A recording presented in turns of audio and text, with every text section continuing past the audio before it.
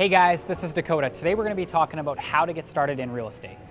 First things first, we want to have an internal dialogue. We want to go and sit, reflect, and ask ourselves a series of questions to really understand and navigate where we want to go and understand what our intentions are with real estate specifically. Now, first and foremost, we really want to look at why did you consider real estate? Why do you find yourself watching this video today? There's a level of interest and curiosity, but there's also something that called you towards this investment model or this business model. And so you really need to get crystal clear on what brought you here in the first place. The next thing we want to understand is, where do we want to be in the future? I always ask this question to anybody who asks me how to get started in real estate. What is your end game?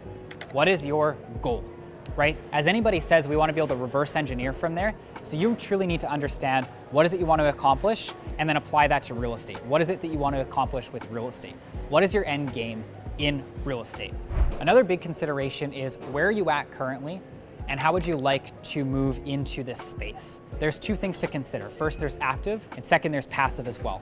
So the active role is the actual building of the business. For example, first, you could be the one that's going out and acquiring that project. Two, you could be the one raising the capital, right? Three, building the actual business, the foundation, the staff, etc. The other consideration is more so the passive role. That is the act of taking your capital, investing it into a project, and seeing an ROI.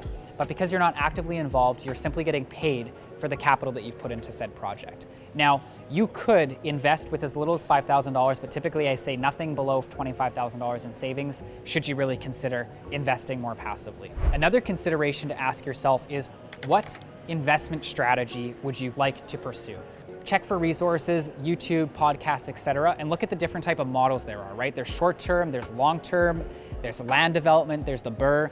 There's a plethora of different examples as well that you need to consider, and we will dive into each one of those different strategies. So stay tuned for that. But in the meantime, research other aspects and define what you would like to pursue with regards to real estate. Another thing that I suggest is go out and explore. What does it look like? What does real estate look like? What are my friends, family members, etc. doing in real estate?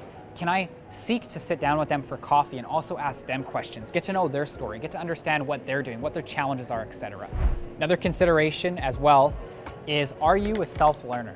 Are you the type that requires hand-holding, coaching, mentorship, or are you a self-learner? You have the ability to go out independently, figure out what it is you need to do, put in the work, and adapt as you go along. That is a huge consideration because there are a plethora of resources available in the sense of coaching, academies, programs to consider.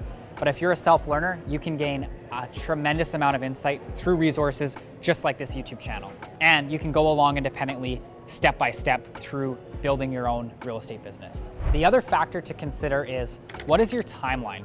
Are you more long-term, right? Is it a strategy that you're looking to implement, or are you looking to implement real estate for the sake of retirement, right? Building a legacy, building a business, a tried and true business?